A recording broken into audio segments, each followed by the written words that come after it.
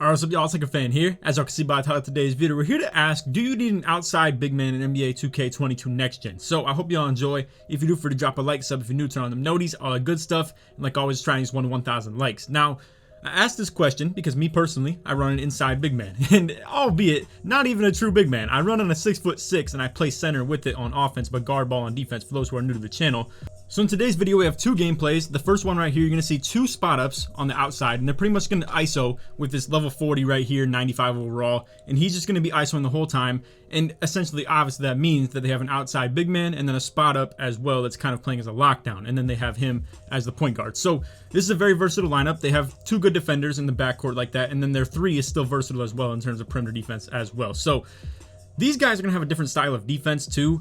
These are going to be some really cool gameplays to show you guys. It's the first runs I've got on stage in general. You can see Kitchen goes for the crab right there, gets the open shot, makes the white, and just like that, we're already up by 3. Now, this is going to be why I debate whether the outside big man is going to be a necessity or not. So you're going to see right here, they're coming out with the ISO. Now, in terms of ISO defense, what Stage is becoming super meta for this year is ISOing for 3-pointers. And with that, obviously, if you're ISOing for 3-pointers, to have spot ups is going to help it a lot because it prevents people from double teaming off me, who's an inside big or an inside like slashing screen setter, so to say.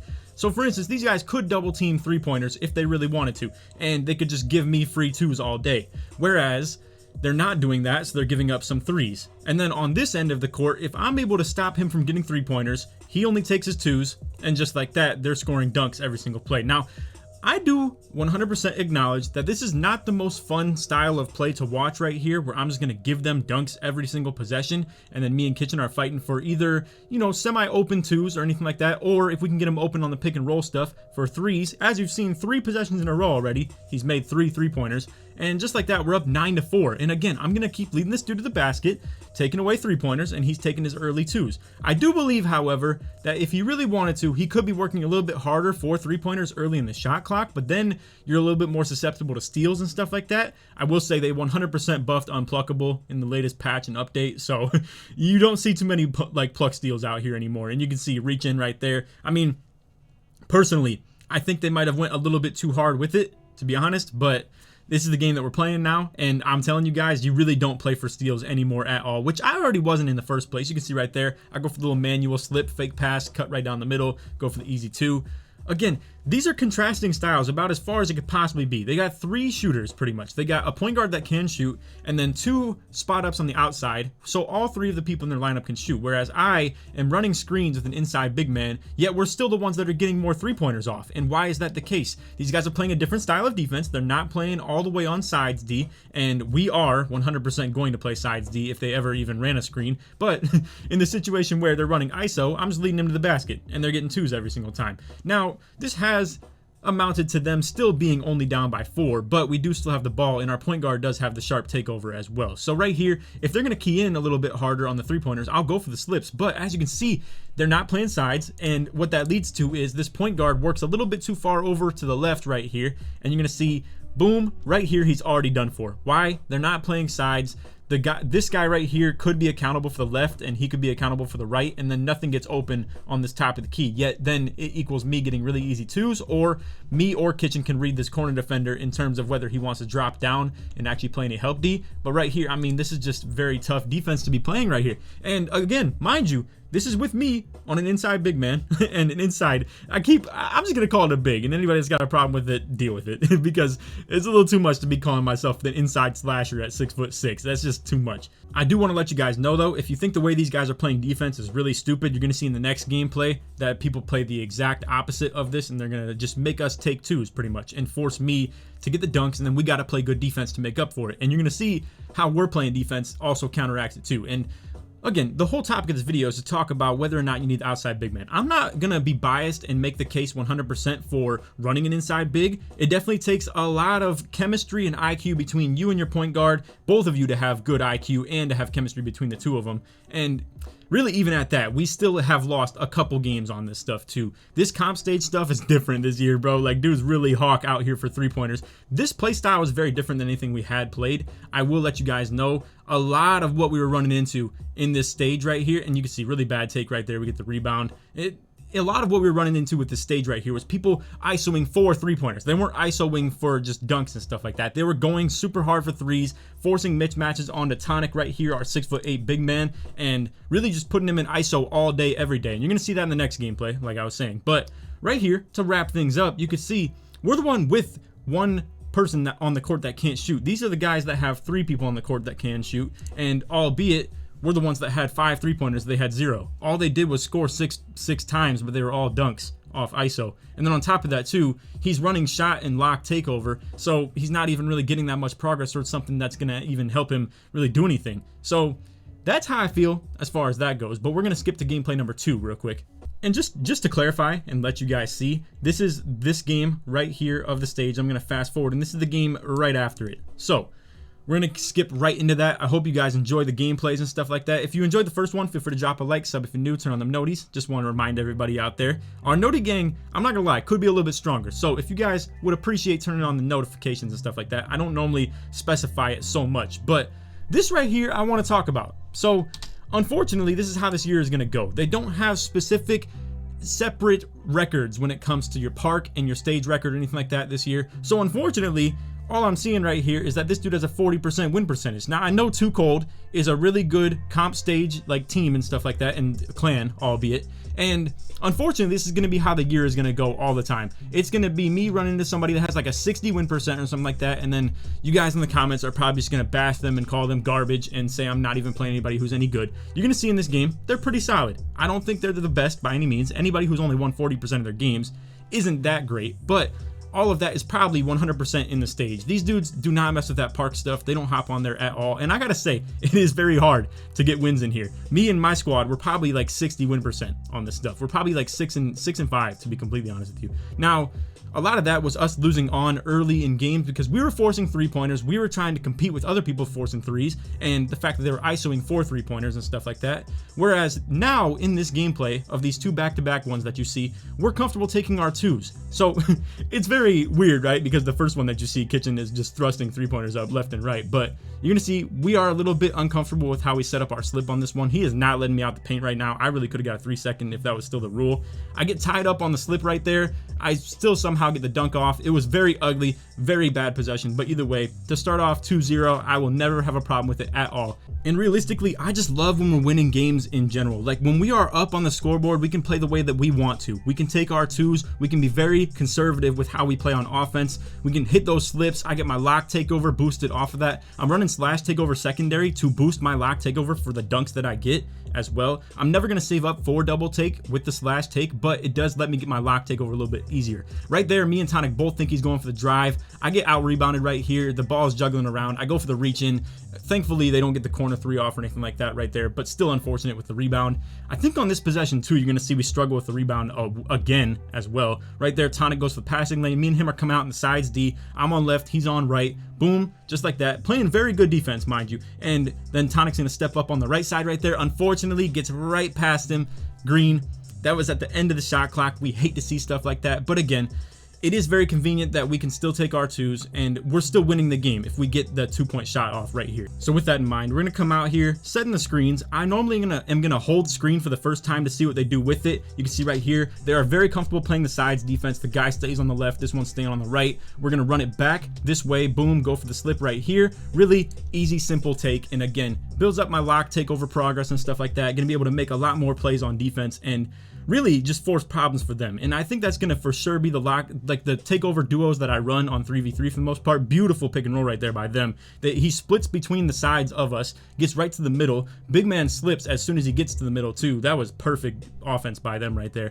So right here, we got a guard down. I'm trying to get out of the way so Kitchen can maybe get his 3-pointer off, but either way, they're just double teaming and playing really high on him, and we're taking our 2s. It's about as simple as that, right? And again, this is them with an outside big man. They're coming out here with the pick and pops, ISO. You're gonna see he does shoot a 3-pointer somewhere in this game too. Right there, we get the steal and we get the 3-pointer. That is huge. That is, and honestly, what allows us to play like that is, again, the same way that I'm talking about right here. We have been taking our 2s for every point that we got before it, and just like that, we play good defense. It gets us a 3-pointer. Now right there, not good by me. I already reached, and then right here wasn't good either. I'm thinking that I'm playing the left side, and then I'm just gonna run this one back because I definitely wanted to show you guys where I started with going wrong on this. So a lot of people have been thinking that 2K22 meta has been reach-ins, right? So I go for one right there. I'm trying to get the bump steal as he's coming to the left right here because I see he's in a full sprint. I just do it way too late, and either way, me going for a steal in any of these situations is not good. Bump steals are garbage, and then pluck steals have been nerfed really, really bad. So right here, he's moving back to the right. I'm kind of on him, but you can see my player like hitches up really, really bad. I'm trying to get back to that, and I feel like I could have recovered, but then at that point, Tonic isn't on my left, and Tonic is thinking that I'm staying on the left side of the screen, and he's going to get over to the right. So really, really big miscommunication right there. It's very key and paramount that we don't give those up right there because, again, we have to make sure they don't get three-pointers and that we can kind of stay in the same scoring cycle with them. And if they only get twos and we get twos, but we're winning and we have the luxury of just taking our twos like that, it's really convenient. Right here, you're going to see Kitchen dicing them up a little bit. So they come out here with a little bit of a front back, right? And this guy is forced to like really, really step up on Kitchen super aggressively. So whenever I see that for the first time, you can see Kitchen going to move back to the left, and now he's going to come toward me to the right. What this does is it makes this guy feel the pressure of stepping up, and this guy doesn't know yet that he needs to drop back. Only elite teams, like elite chemistry on defense, is capable of pre-switching this to where this guy drops early and gets in the lane on me, and this guy steps up early to Kitchen to pass off that little switch right there. But not many teams can pull this off very well. So a lot of teams give that up super easy. Again, the fourth slip of the game where I'm just getting the dunk, and you can see again my lock take progress is getting really, really good, and it's definitely getting some progress on it. But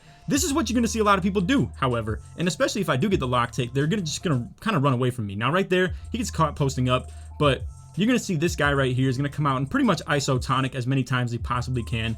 They have 4 seconds left. You can see he goes for the jump. I go for the jump too, and I get my takeover off the good shot contest, but that was a very last second split decision to be made for me to jump and go for that at the top of the key because I saw Tonic get beat. He, unfortunately, for his perspective, ended up not getting the quick stop off, and he did an accidental fader. I've seen plenty of times where Kitchen has done that as well, so it's just kind of a thing. And right there you can see Kitchen gets the proper quick stop off. Boom, they're not playing sides anymore because they're trying to not give up twos anymore, and boom, just like that, we finally get our three-pointer. This is why I'm just saying, taking what the defense gives you is really the way that I believe you should play the game. You can still do that with an outside big, but you can see these guys are trying to force up their three-pointers at this point because they're down in the game, and now the game's over. They know it, and they're not even playing anymore. So you can see Tonic gets the green right there. We'll go ahead and fast forward through this. I'm not going to lie, they did sort of come back in this, but we'll just skip to the end.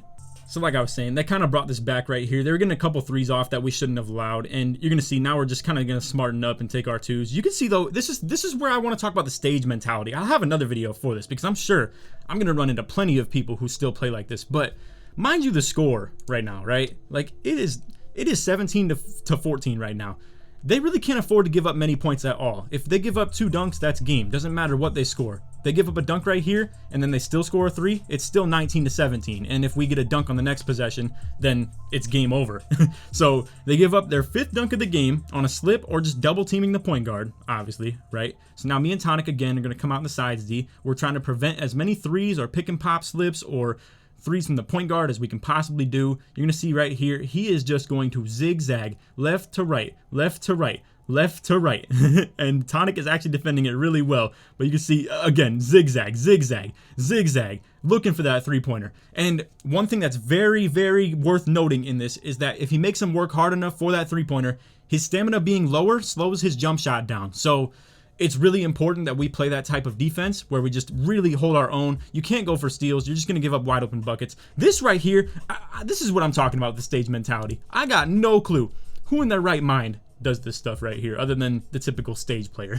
I even have a tweet. I'm going to pop it on the screen right now. I can't believe how many people clamor about their IQ, and they just claim they're the smartest player in 2K ever. Their 2K IQ is out of this world, and then they give up a slip on game point.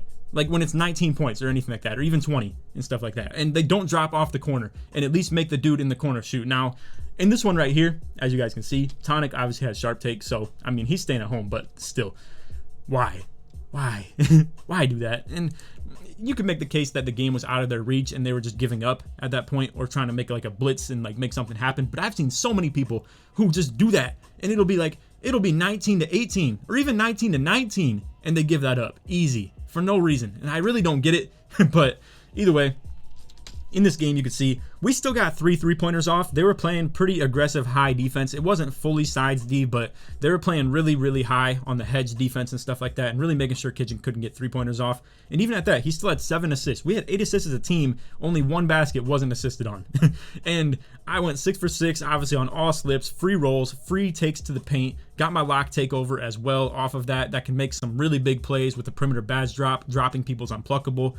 My point is, with all of this, of the title being, are outside bigs necessary, or do you need an outside big man in 2K22? My answer is, again, if you're not the greatest when it comes to the chemistry between you and your point guard, or if you don't have a great point guard either, or you as a big man don't know when to roll, when to slip, when to make things easy on your point guard, then yes, you do need an outside big man, because a lot of people are going to come out here and run ISO or pick and pop, and it's very comfortable, very easy to run, doesn't require a lot of chemistry, doesn't require a lot of communication, and you really can't screw it up too many times. But with this, if your build is at the expense of not having shooting to have other things really good, then I am of the personal opinion that you could definitely make this work. It's just you have to stay ahead on the scoreboard. You have to actually be scoring and not having empty blank possessions where you can see we scored on 9 out of our 10 possessions right here. And honestly, I don't recall, but one of our 2 rebounds could have been for an O board on Kitchen. I don't recall that, but if that was the case, then that means we literally didn't go scoreless on a single possession. Whereas these guys, you know, they're feeding for threes quite a bit. You can see they put up 8 of them as a team. And as you can see, they go 5 for 11 with a turnover as well. And that is not the key to victory at all. So I just wanted to give my thoughts on that stuff, whether you need an outside big man or not. It never hurts to have one. You can still play the exact same way as I do right here, even with an outside big man or with some 3-pointer on him, or you could just spot up in the corner and let your point guard ISO. But either way, just wanted to get my thoughts out on that and let you guys know how I feel about it. I do think that we can compete pretty well on the stage stuff, and I'm looking forward to running different lineups and stuff like that. We'll have a lot of videos coming in terms of this stuff too. But anyway, that's all the video. Hope y'all enjoyed. If you did, feel free to drop a like, sub if you're new, turn on them noties, all that good stuff. Like I said in the intro, let's try this one to 1,000 likes. And if you made it to the end of the video, put Kitchen in the comments just so the support's made all the way through. My boy has been going crazy. I'm really enjoying the fact that he is being very cooperative while playing in these comp games and stuff like that. And I know he's going to continue to do so too. Early on, like I said, he was probably fiending for threes a lot too hard, not even a little too hard. And I think realistically, we just developed a lot of tendencies that shouldn't have been playing with, like when it comes to playing park and stuff like that, or 3v3 Pro-Am. This stage stuff is a whole different realm. It's a whole different universe in terms of the gameplay and how people play and stuff like that. So anyway, like I said, we will definitely keep you guys posted in terms of more stage gameplays and stuff. We're looking forward to getting into this. I might even run a couple different lineups. We might run me, Kitchen, and AK, like running 2 5'9" point guards and then me at 6'6" playing big man. And the reason for that, I feel like defending 3-pointers is very paramount and key. But Tonic's been playing crazy good ISO defense as of the last few games that we've played. So I gotta say, I think anything can work as long as you play well with it and you know how to run it. And I'm even thinking 7-3s are kind of nasty out the corner too, with like guard sides on defense, and then the 7-3 drops for rebounds. I mean, those dudes, bro, 7-3s have been kind of crazy on this 3v3 stuff. You wouldn't believe it. But anyway, that's off video. Like I said, I don't want to overtalk you guys or like do too much with this, so we'll just keep you posted for future videos. Other than that, hope y'all enjoyed. Take it easy, man. Peace.